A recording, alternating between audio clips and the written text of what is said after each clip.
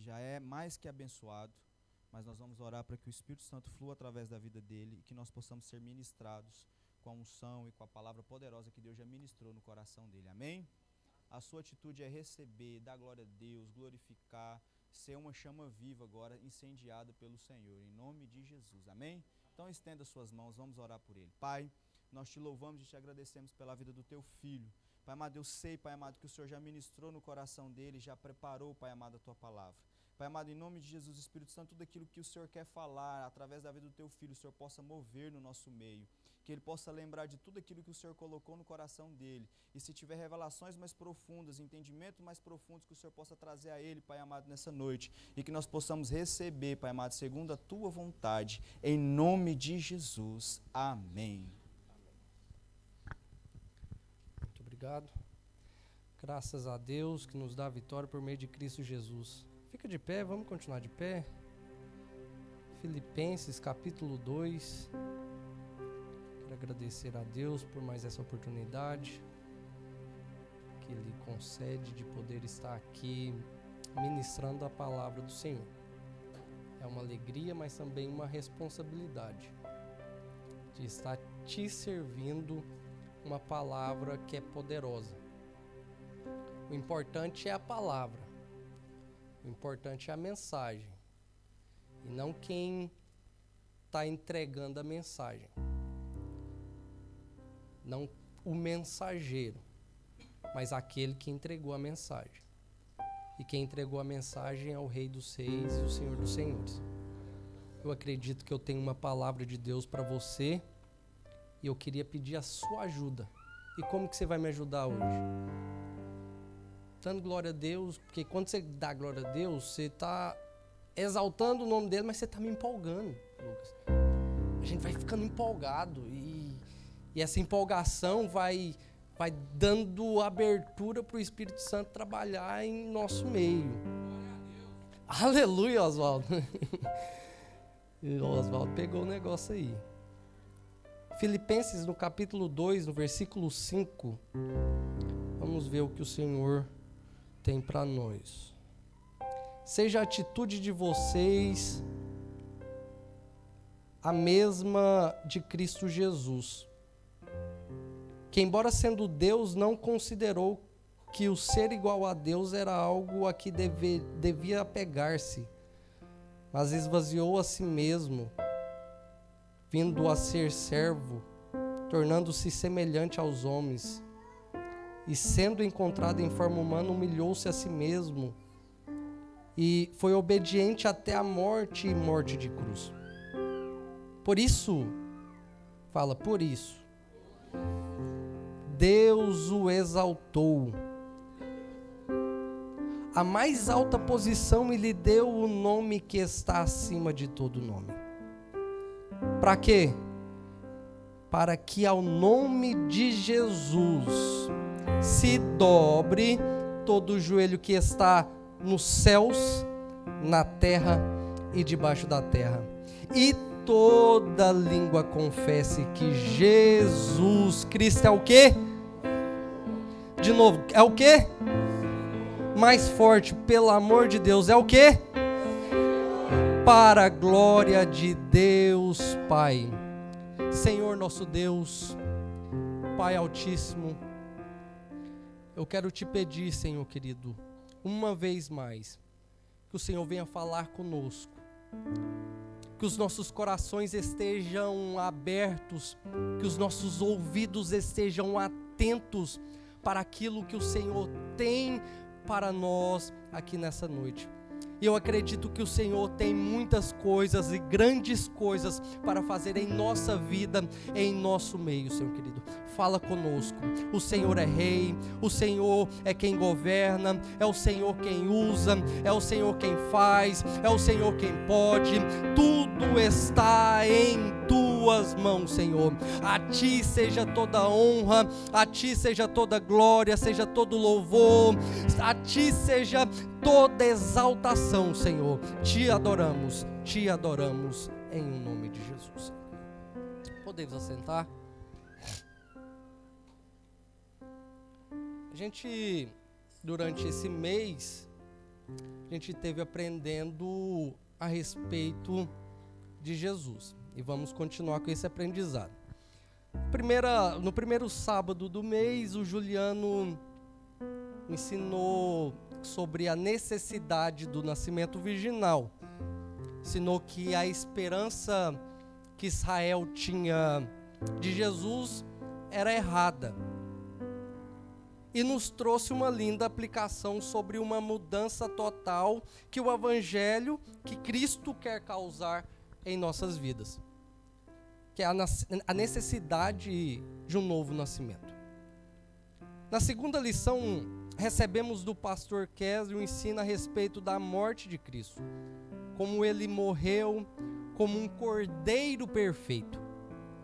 As dores que Cristo suportou na cruz para que tivéssemos a vida.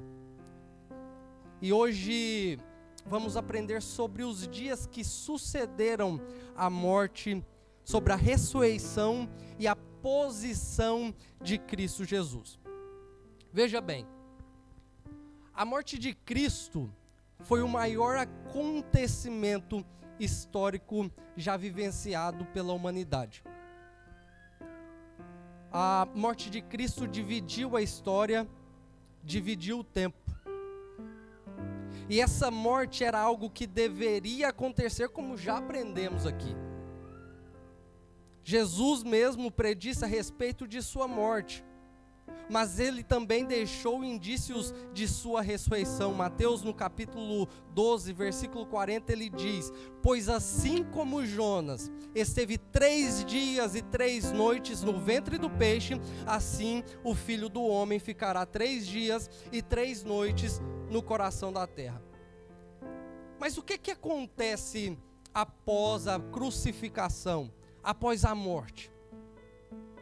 O que acontece? Após a crucificação, Cristo desceu às profundezas. A Bíblia fala que ele desceu ao Hades. Essa palavra Hades, ela está em grego. Essa palavra em hebraico é Seol, que significa o lugar dos mortos. Fala comigo, lugar dos mortos. Vocês estão dormindo ou o quê? Lugar dos mortos. Ou inferno. Alguns interpretam de maneira errada que Jesus tenha descido ao inferno depois da morte, e eles fazem um teatro que Jesus desceu e pregou aos espíritos que estavam em prisão.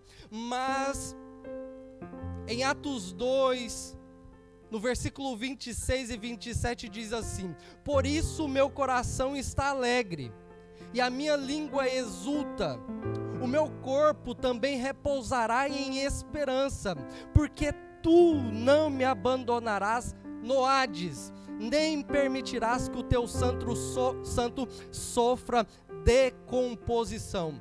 Pedro aqui, depois do movimento de Pentecoste, ele cita Salmos. Ele cita um versículo que estava em Salmos, dizendo a respeito da profecia da morte de Jesus, que ele não ficaria na sepultura. Diga comigo, não ficaria na sepultura. Ou seja, o que isso significa? Significa que o nosso Cristo venceu a morte. A morte não foi capaz de detê-lo, a morte não foi capaz de prendê-lo dentro da sepultura. Ele vivo está, ele vivo está. Se isso não é motivo para você jogar a sua mão lá em cima, glorificar o nome do Senhor, eu não sei mais o que é, porque Jesus Cristo, o seu Senhor, o seu Rei, aquele que te salvou, ele não permanece mais na sepultura, ele vive e ele reina para sempre. Glória a Jesus. Ele reina, ele vive. 1 Coríntios, no capítulo 15, versículo 20. Eu gosto de citar a Bíblia porque a Bíblia é a raiz de toda a verdade. Ela não contém a verdade, ela é toda a verdade. Ela é a raiz, ela é a raiz de tudo que é verdade. Ela não contém a palavra de Deus, ela é a palavra de Deus. Em 1 Coríntios, no capítulo 15, no versículo 20, diz assim: contudo, de fato, Cristo ressuscitou dentre os mortos, sendo Ele as primícias entre aqueles que dormiram. Cristo vive, Ele está vivo e Ele reina. A morte não deteve o nosso Salvador. Agora eu queria que você fizesse uma pergunta para mim. Pergunta para mim assim: em que isso implica? Vamos de novo. Em que isso implica? Vou te falar. A ressurreição nos assegura que fomos perdoados. Espera aí. A ressurreição nos assegura que fomos perdoados? Sim. A morte não teria significado, não teria valor, se não houvesse a ressurreição. Você me entendeu? Quanto estão me entendendo? Eu sei que é um pouco teórico e eu quero usar essa teoria e pode ser até um pouco chato no começo, mas eu tenho uma aplicação de Deus para a sua vida. Então, fica comigo. Olha só, a ressurreição nos assegura que fomos perdoados. Sem a ressurreição, todo o sacrifício de nada teria valido a pena. Tem uma frase que eu ouvi quando era criança que muito mexeu comigo. Diz assim: sem a ressurreição, a cruz teria feito de Cristo o maior mártir do mundo. Mas a cruz, junto com a ressurreição, fez dele o único Salvador do mundo. Foi através da ressurreição que toda a morte, de tudo aquilo que Jesus conquistou na morte dele, fez efeito. Olha só o que diz em 1 Coríntios, no capítulo 15, versículo 50, ou melhor, Atos 13, 37 e 39. Se você quiser acompanhar, diz assim, Atos 13, 37 e 39. Contudo, aquele a quem Deus ressuscitou não sofreu decomposição. Portanto, meus irmãos, quero que saibam que por meio de Jesus é proclamado o perdão dos pecados a vocês, e de todas as coisas que não podiam ser justificadas pela lei de Moisés, por meio dele, todo aquele que crê é justificado. Veja bem que a respeito da ressurreição de Jesus, que flui esse assunto, que surge esse assunto sobre o perdão. Se não houvesse a ressurreição, você não poderia estar aqui hoje. Você só está aqui hoje porque o nosso Cristo vive. Você só está aqui hoje porque o nosso Cristo ressuscitou através do poder do Espírito Santo sobre a vida dele. A morte não segurou o nosso Jesus. A morte não suportou o nosso Jesus. A morte não venceu o nosso Jesus. A morte não conteve a força, o poder e a autoridade do nosso Jesus. A segunda coisa que a ressurreição nos implica, que é derramado sobre nós, é que iremos receber um corpo ressurreto e perfeito.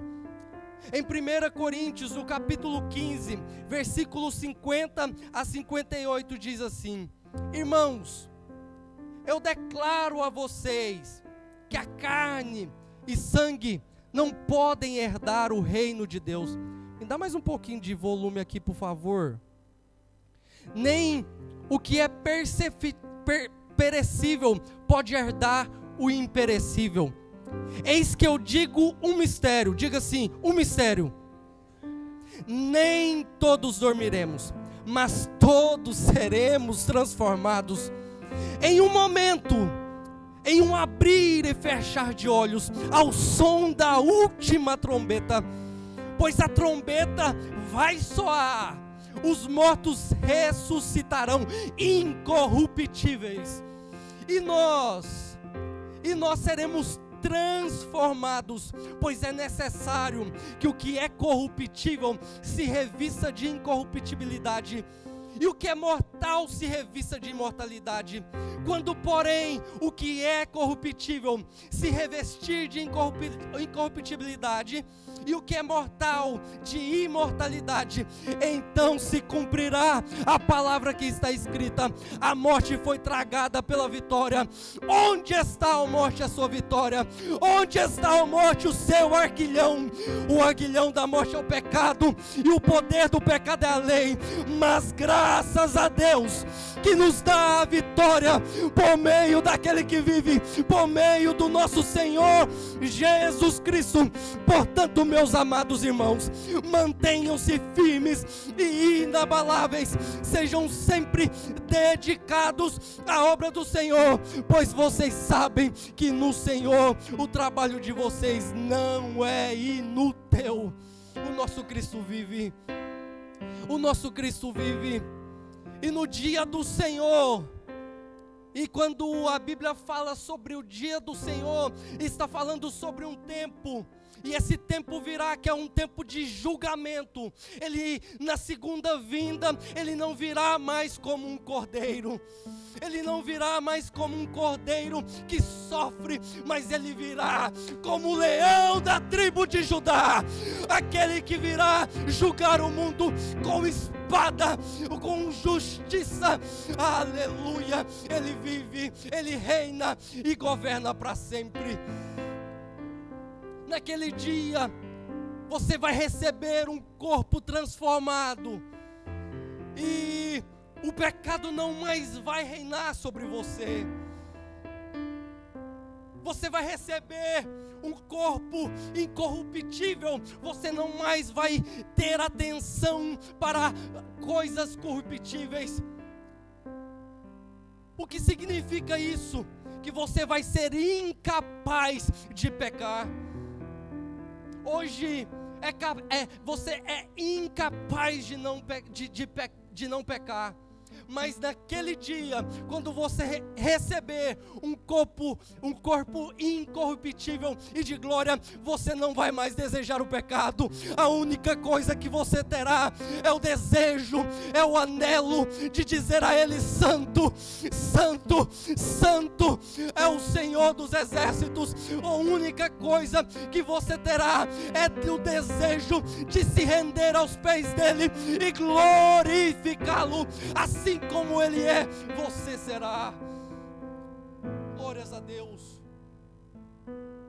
Glórias a Deus. Foi através da ressurreição que todo o benefício do sacrifício foi validado. Mas, Leonardo,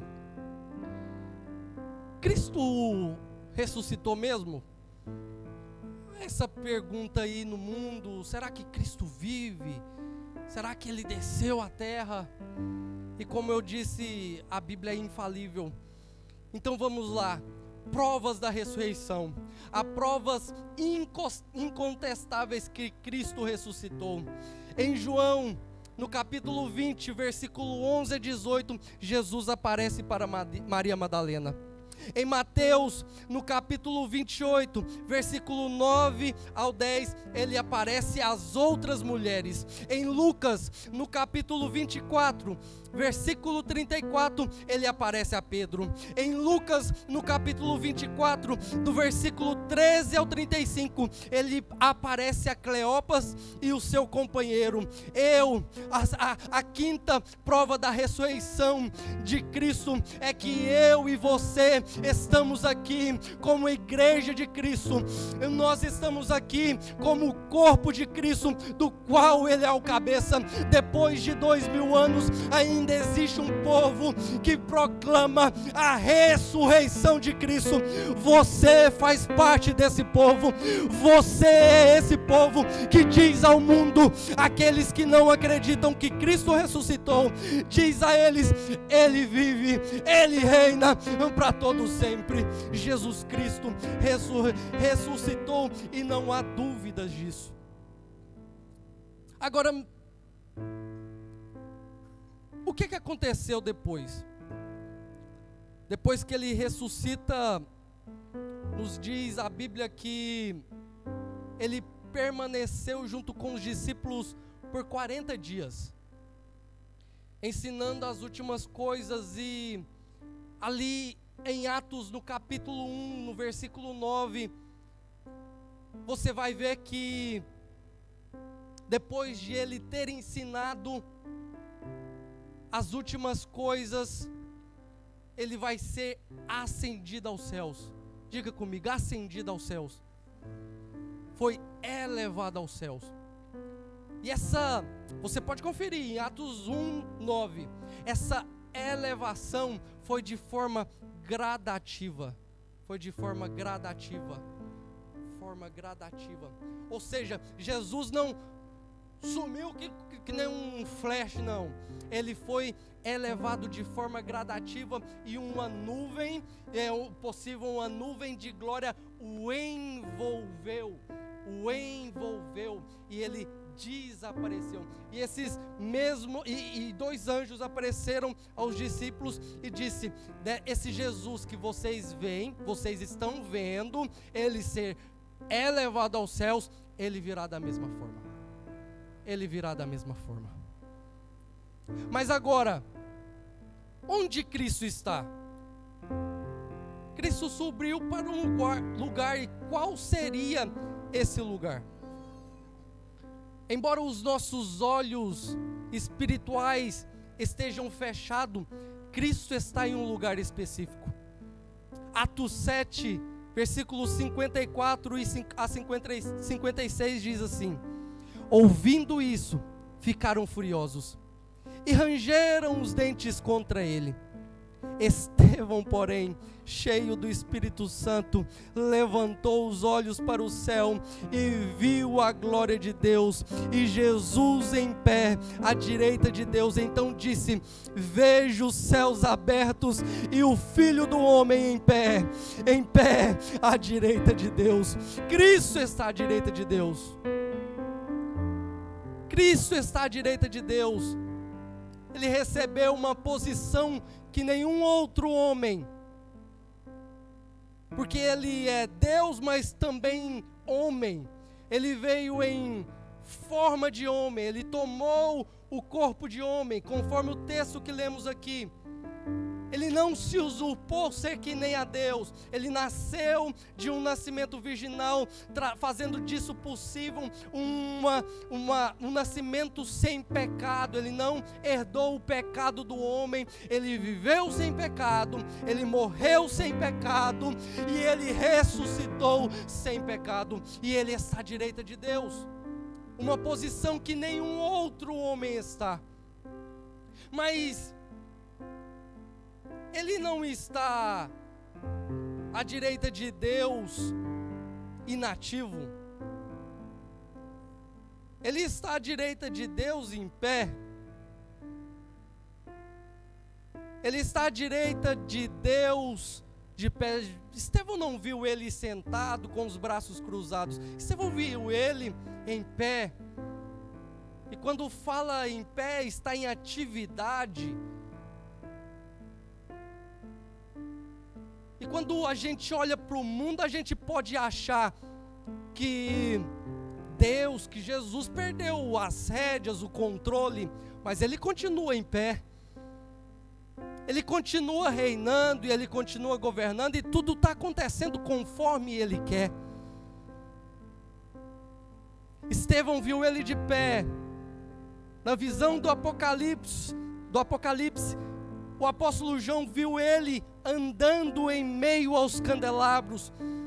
E conforme a explicação do texto de Apocalipse, candelabros ali significa a igreja.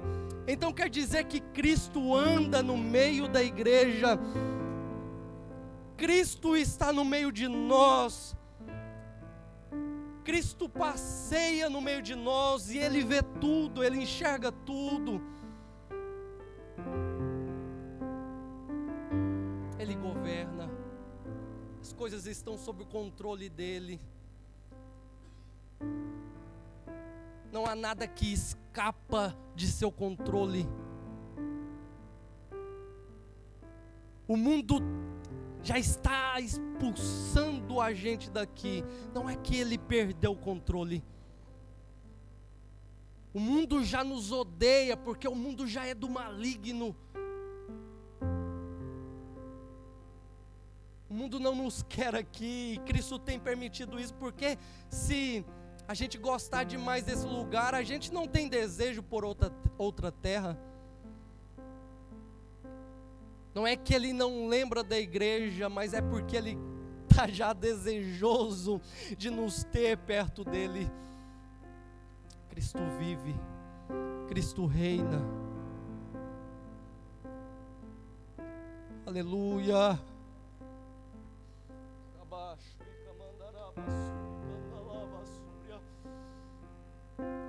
Cristo vive, Cristo reina.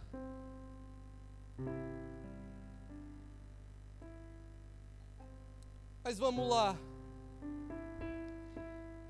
Se você de fato acredita que Cristo ressuscitou, você precisa, em verdade, ter Ele como seu Salvador. Porque a gente acha que as nossas atitudes mudam o favor ou o desfavor de Deus. Por exemplo, quando eu peco, eu levo um peso, um fardo de autoacusação sobre mim. Eu não confio a Deus que o sacrifício, eu não confio que Jesus Cristo, que o sacrifício de Jesus é capaz de me trazer o perdão. Mas quando eu ajo de forma bonitinha, eu acho que o favor de Deus vai vir. Às vezes a gente anula o sacrifício de Jesus.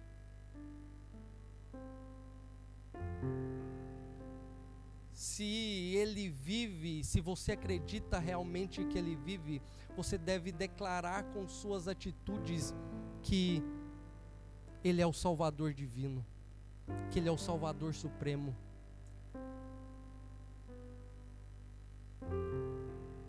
Mas há duas classes de pessoas que não confiam nele como um Salvador.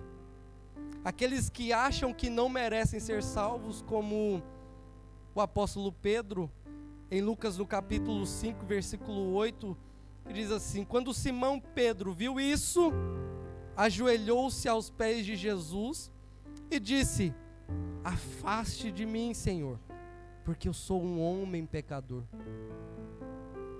Pedro achava que ele era tão pecador e não entendia o porquê de Cristo estar ali, o porquê de Jesus estar ali, que é alcançar o pecador. E Jesus estava dizendo com a atitude dele: não, vem cá, espera aí. Quer dizer que Jesus não encontra dificuldade nenhuma em perdoar, em limpar qualquer tipo de pecado. Não há nenhum pecado que Cristo não possa perdoar. Agora, há a segunda classe de pessoas que não confiam nele como seu Salvador. Aqueles que acham que não precisam ser salvos.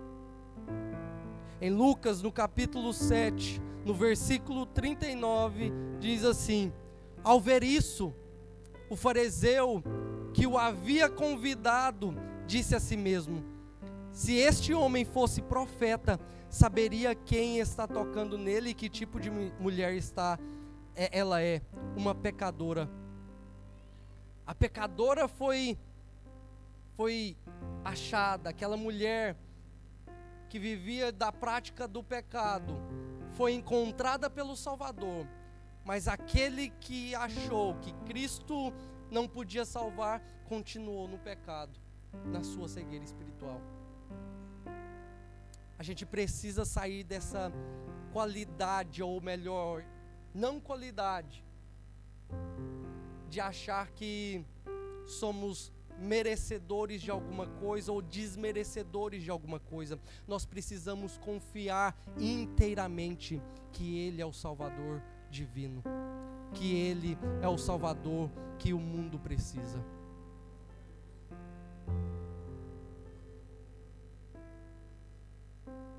A segunda coisa aqui é que, se de fato você acredita que Cristo ressuscitou, você precisa ter Ele como o seu Salvador supremo, o seu Senhor supremo, perdão. Enquanto não tivermos convicção de que Jesus Cristo é o Senhor divino, jamais vamos nos submeter a Ele como nosso Senhor. Atos 2, versículo 36, diz: portanto, que todo Israel fique certo que este Jesus, a quem vocês crucificaram, Deus o fez Senhor e Cristo. Apocalipse 17:14 diz: guerrearão contra o Cordeiro, mas o Cordeiro vencerá, pois é o Senhor dos senhores e o Rei dos reis, e com ele vencerão os seus chamados, escolhidos e fiéis. Em 1 Timóteo, no capítulo 6, versículo 13 a 15 diz: diante de Deus, que a tudo dá vida, e de Cristo Jesus, diante de Pôncio Pilatos fez a boa confissão, eu recomendo que guarde este mandamento imaculado, irrepreensível, até a manifestação do nosso Senhor Jesus Cristo, a qual Deus fará se cumprir no seu devido tempo. Ele é o bendito e único soberano, o Rei dos reis e o Senhor dos senhores. Em Romanos capítulo 14, versículo 9, por essa razão Cristo morreu e voltou a viver para ser Senhor dos vivos e dos mortos. Em Apocalipse 19:16 diz: no seu manto e na sua coxa está escrito este nome: Rei dos reis e Senhor dos senhores. Em Apocalipse 5:1-14 diz: então vi na mão direita daquele que está sentado no trono um livro em forma de rolo, escrito por dentro e por fora e selado com 7 selos. Vi um anjo poderoso proclamando em alta voz: quem é digno de romper os selos e abrir o livro?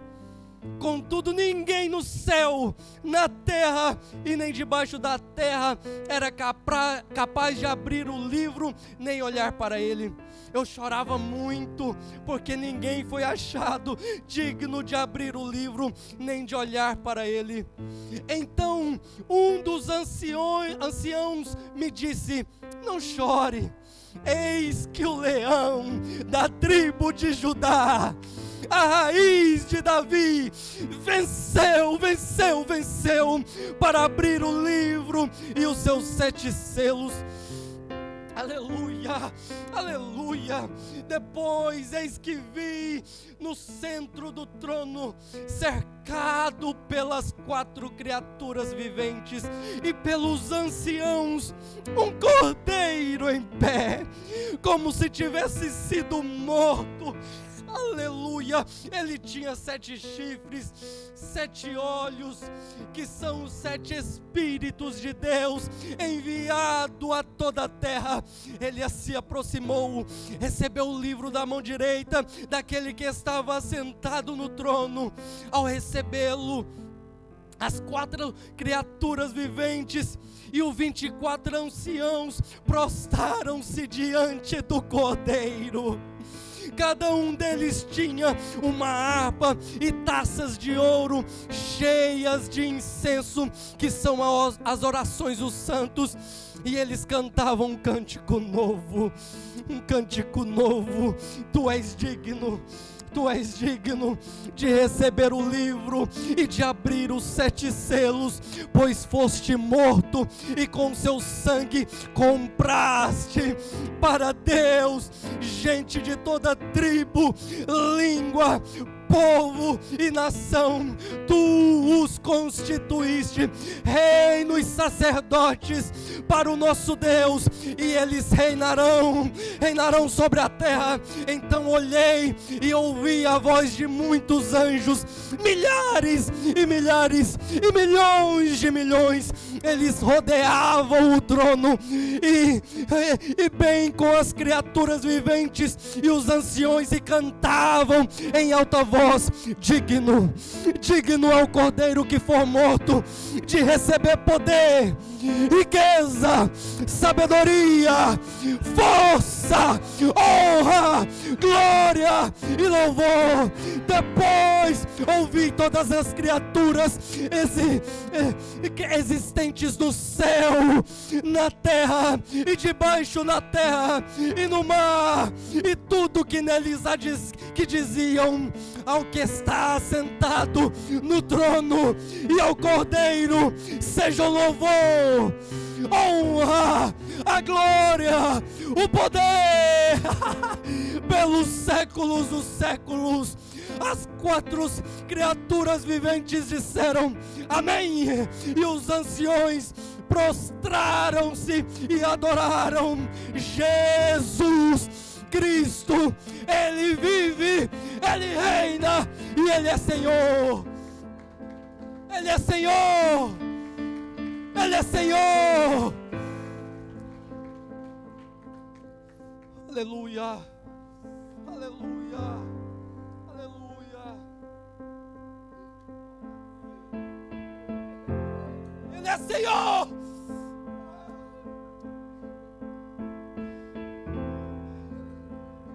Ele é Senhor. Mas estamos vivendo um evangelho onde tratamos o nosso Jesus como um cordeirozinho que foi morto e ainda continua na cruz. Não, Ele vive. Ele vive. Ele é Senhor. Coloque Ele na posição, coloque Ele na sua vida, na posição de Senhor. Pois é isso que Ele é, Senhor dos vivos e dos mortos. Ele reina, Ele reina, Ele vive. Coloque-se de pé.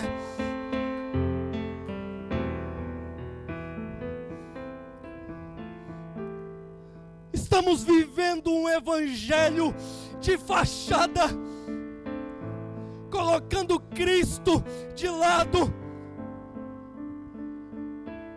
Ele é Senhor. Ele não é apenas o seu amigo. Não, não, não. Ele é Senhor. Ele é Senhor. Coloque Ele na sua vida como Senhor. Enquanto você não entender que Ele é o Senhor divino, o Senhor supremo, você sempre vai viver uma vida mesquinha espiritualmente. Você sempre vai viver uma vida raquítica espiritualmente, a partir do momento que você tomar Ele como Senhor da sua vida e tomar a sua cruz e seguir a Ele. Você vai ver você fluindo no Espírito Santo, você rompendo no Espírito Santo, você vivendo o sobrenatural de Deus na sua vida. Tome Jesus Cristo como o Salvador Supremo e como o Senhor Supremo da sua vida. O grupo de louvor, por favor.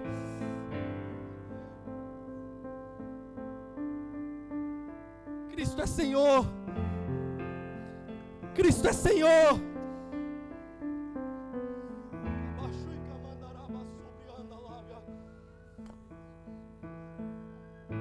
Feche os seus olhos.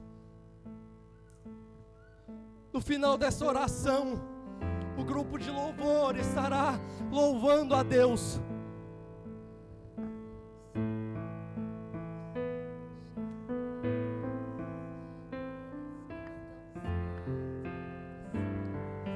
Ele é Senhor.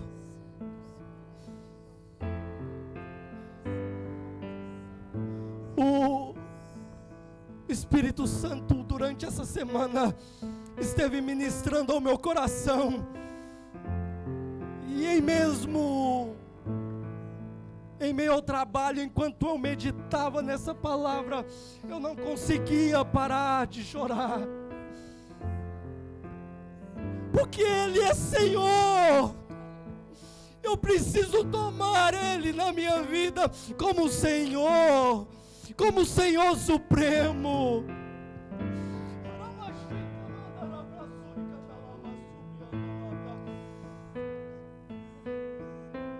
Jesus quer fazer coisas no meio da igreja,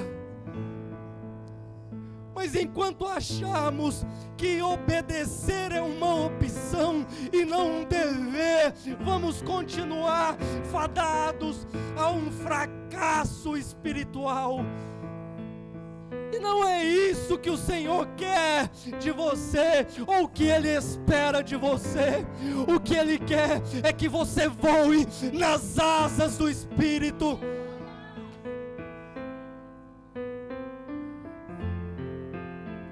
Nós devotamos tanto da nossa vida ao setor material e tão pouco para o espiritual. Buscamos tanto riquezas, esquecendo de que tudo vai ficar aqui. A verdade é que não cremos mais nas promessas do Senhor. A verdade é que não cremos mais que Cristo vai voltar. Mas hoje eu estou aqui para te dizer: o leão reina, e ele virá. Ele virá não como cordeiro, mas ele virá para julgar a terra, para pisar os seus inimigos. E será que vamos rejeitar esse Cristo como Israel fez? Eles duvidaram do Cristo da primeira vinda, que era um cordeiro, porque eles esperavam um leão, porque eles esperavam um rei, um governante. Mas agora, o que nós estamos esperando no nosso Cristo? O que nós achamos dele? Ele continua sendo um cordeirinho que foi levado ao matadouro? Ou ele é rei, o leão da tribo de Judá? Senhor,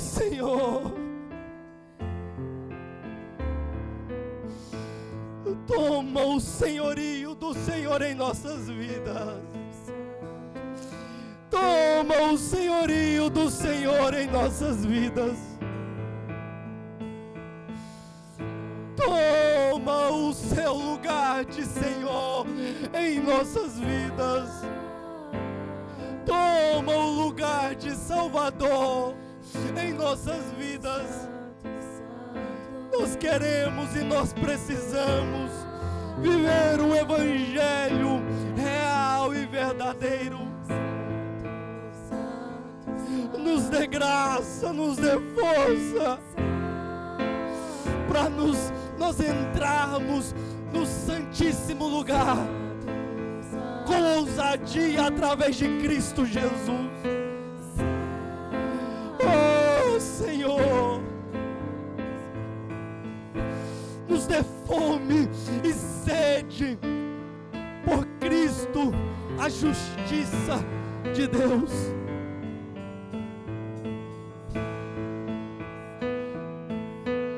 Nós te pedimos em o nome de Jesus, em o nome de Jesus.